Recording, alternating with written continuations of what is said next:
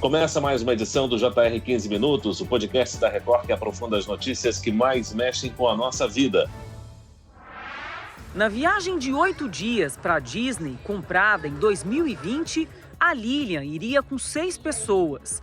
Todos compraram um pacote com data aberta, que incluía passagens e hospedagem na empresa Urbi. A Lilian ainda comprou um segundo pacote para Paris, mas ela nunca conseguiu embarcar em nenhuma das viagens. Você sugeria 3 datas, né? E aí eles tinham até 45 dias antes da primeira data para falar se aceitava aquela data ou sugerir uma nova data.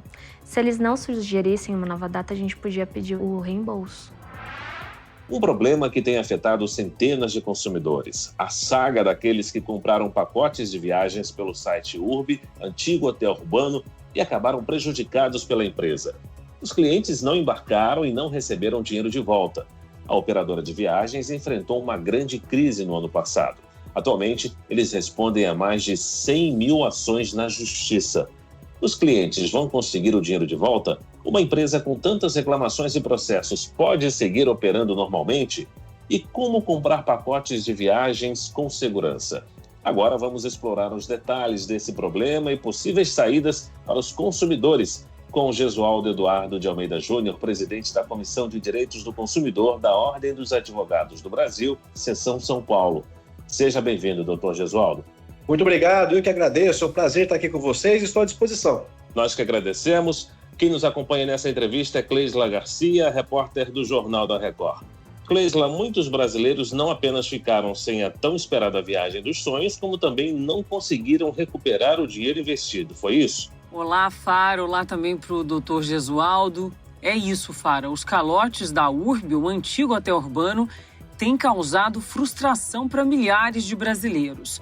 Imagine planejar uma viagem, investir seu dinheiro e, ao final, não só ter sua viagem cancelada, mas também enfrentar uma longa espera para recuperar o valor.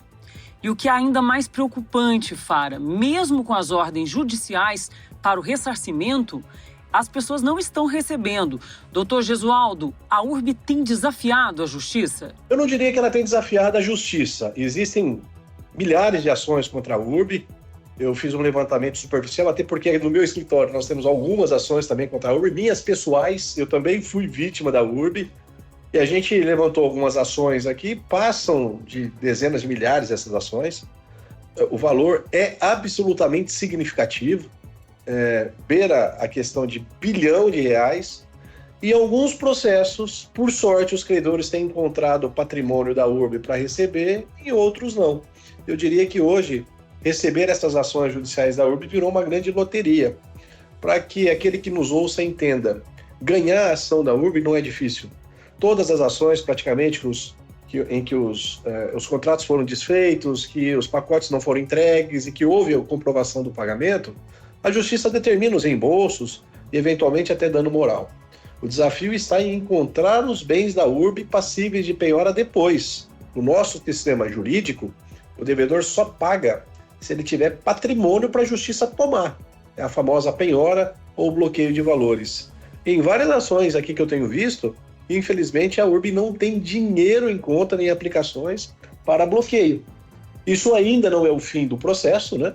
O credor tem outras hipóteses, outras oportunidades. Por exemplo, pode tentar, nós chamamos de diligências, pode pedir bloqueio de bens físicos da Urbi, a inclusão dos sócios da Urbi no processo, para que eles também venham a ser responsabilizados, notadamente porque estamos falando de relação de consumo. Mas a saga é essa. Ganhar a ação contra a Urbi não é difícil. Difícil é receber. Agora, presidente, muitos clientes não receberam o dinheiro de volta porque não foram encontrados bens ou valores em nome da empresa para pagar a indenização, o que o senhor acabou de dizer. Empresas que lidam com tantos clientes e tantos valores não deveriam ter garantias para oferecer nessas situações? Deveriam. Quando a empresa é séria e a empresa tem solvabilidade, quando ela é demandada, ela já oferece garantia. Mas nós vimos que, o modelo de negócio adotado pela Urbi, muito parecido com 23 milhas, eram favas contadas, eram fadadas em sucesso. Nós só não imaginávamos que ia ser do tamanho que foi. E 2, uma empresa que, ante esse enorme número de ações, insiste em apenas apresentar defesa negando o óbvio e não oferece acordo, não oferece perspectivas de pagamentos de reembolsos, ainda que parcelados, demonstra tudo menos seriedade, menos comprometimento com o consumidor. Desde o ano passado, a Secretaria Nacional do Consumidor, um órgão do Ministério da Justiça, tenta fazer um acordo com a empresa, que é um termo de ajustamento de conduta que estabelece regras rigorosas para a negociação e também para o pagamento dos credores. Enquanto não se chega a esse acordo, será que não tem nada o que os clientes podem fazer, doutor Gesualdo? Sim, é assim. Aliás, a Senacom estava chegando tarde, né? A Senacom tinha que ter vindo, a Senacom, que é a Secretaria Nacional do Consumidor, tinha que ter vindo antes. Tinha que ter suspendido a operação, tinha que ter imposto multa, um termômetro de que as empresas vão mal, e fica a dica aqui para aqueles que nos ouvem, nós temos alguns sites hoje de pesquisas de confiabilidade de empresas. Um site em particular que chama Proteste Aqui, que a gente consegue ter um panorama de reclamações contra empresas, o Reclame Aqui também, e um outro que tem um perfil estatal, que é o consumidor.gov. Caramba, você vai fazer uma contratação de certo vulto pela internet, que é um ambiente um pouco hostil no sentido da segurança jurídica. Entra nesse consumidor.gov e veja as reclamações que ali tem. Se existem reclamações recorrentes, a empresa vai mal. Existiam reincidentes reclamações contra o hotel urbano, reiteradas reclamações de grande vulto. E a Senacom tinha que ter tomado providência lá atrás. Se ela tomasse providência, como disse, suspendendo, advertindo, enfim, impondo punições para o hotel urbano, nós não chegaríamos onde nós chegamos. Portanto, a Senacom está chegando atrasada para esse termo de ajustamento de conduta. E não vamos ficar esperando a Senacom, até porque termo de ajustamento de conduta pressupõe que o hotel urbano aceite, concorde. Se ele não concordar, não tem termo de ajustamento de conduta. Eu sugiro que cada um daqueles que estão ilesados de forma individual, que busquem os seus direitos também de forma individual, que procurem advogados especializados na área de direito do consumidor. A ação não é complexa, a ação não é difícil, a dificuldade estará só no segundo momento, como eu disse, do recebimento. E, se você tem dinheiro para receber do hotel urbano de valores inferiores a 20 salários mínimos, não precisa nem de advogado. Busque um juizado especial mais próximo da sua residência, leve os documentos que você tem, faça a reclamação e o processo se instaura contra o hotel urbano, mesmo a despeito de você não ter um advogado. Mas são essas providências que devem ser tomadas. O Ministério Público também está se movimentando.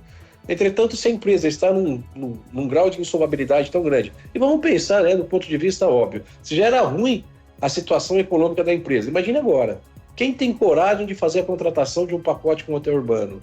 Portanto, a receita dela cai ainda muito mais, o que dificulta outros pagamentos que ela venha a ter.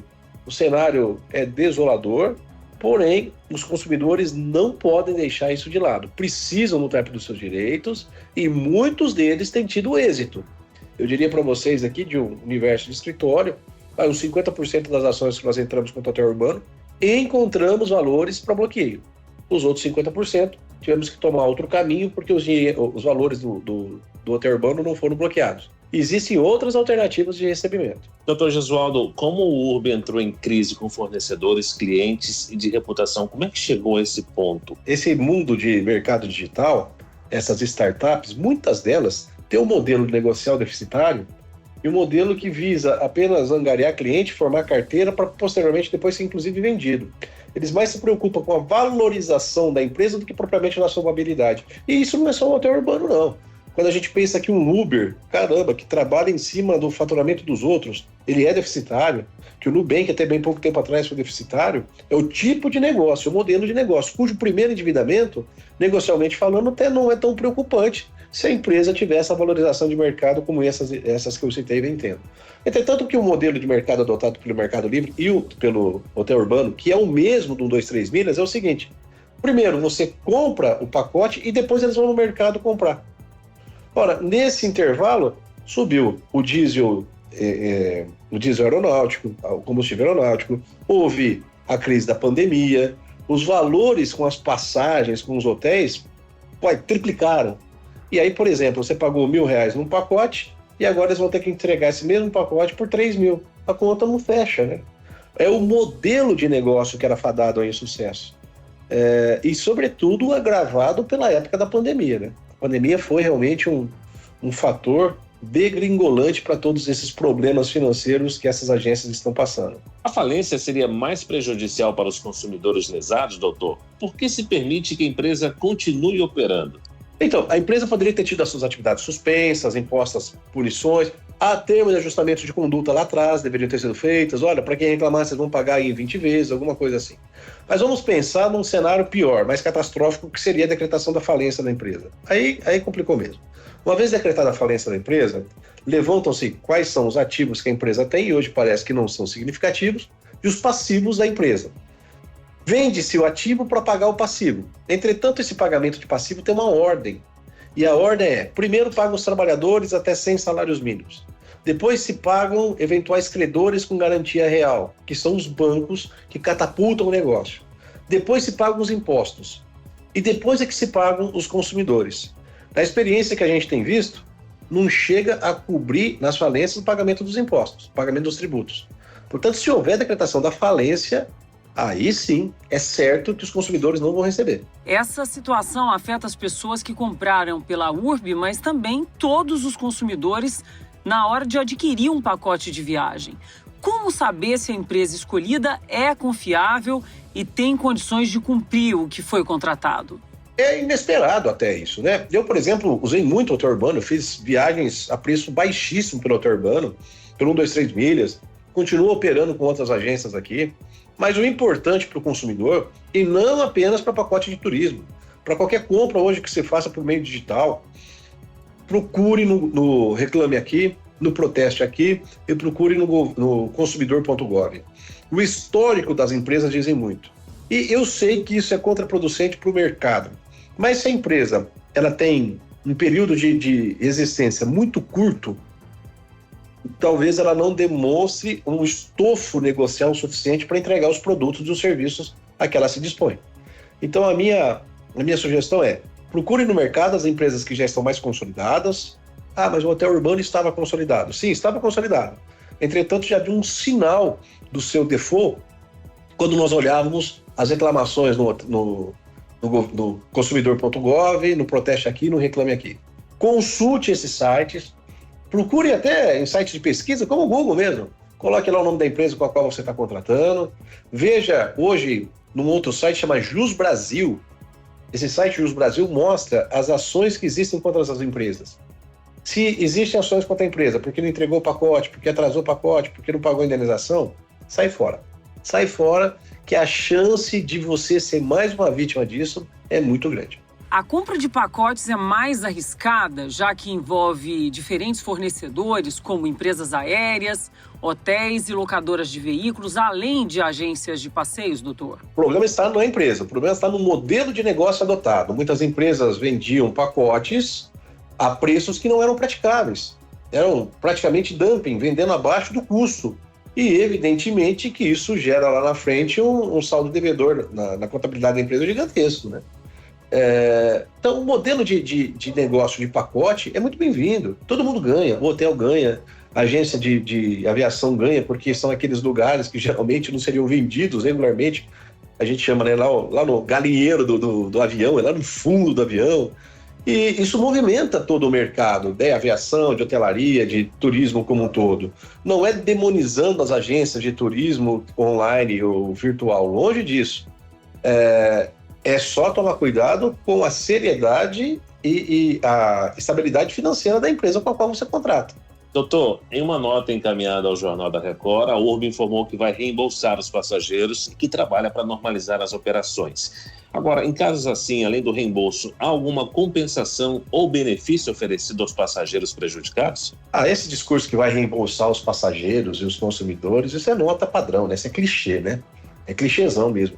Então faça. Então venha para os processos em que há demanda, proponha parcelamento, se mostre, apresente-se como uma empresa responsável. Isso é clichê. Toda vez que tem uma catástrofe com alguma empresa, algum dano sério causado pela empresa, o departamento de comunicação da empresa vem com esse tipo de manifestação. Isso não me convence mesmo, né? Não gera convencimento, até porque nós que estamos nessa ponta, do outro lado da mesa, correndo atrás do passivo dessa empresa, a gente sabe como é que é, né? Então, de fato, isso não não me seduz, não. Muito bem, nós chegamos ao fim dessa edição do 15 Minutos e eu agradeço a participação de Jesualdo Eduardo de Almeida Júnior, presidente da Comissão de Direito do Consumidor da OAB São Paulo. Muito obrigado, doutor. Eu que agradeço, estou sempre à disposição. Agradeço também a presença da repórter do Jornal da Record, Cleisla Garcia. Valeu, Cleisla. Eu é que te agradeço, Fara, pela oportunidade e também as importantes informações aí concedidas pelo doutor Jesualdo. Muito obrigada. Esse podcast contou com a produção de David Bezerra e dos estagiários Fernando Russo, Isabela Santos e Yasmin Logrado. Sonoplastia de Diego Marcondes, coordenação de conteúdo Edivaldo Nunes e Deni Almeida. Direção editorial Tiago Contreira. Vice-presidente de jornalismo Antônio Guerreiro. Você pode acompanhar o JR 15 Minutos no portal r7.com, nas redes sociais do Jornal da Record e nas principais plataformas de streaming. Te aguardamos no próximo episódio. Até lá.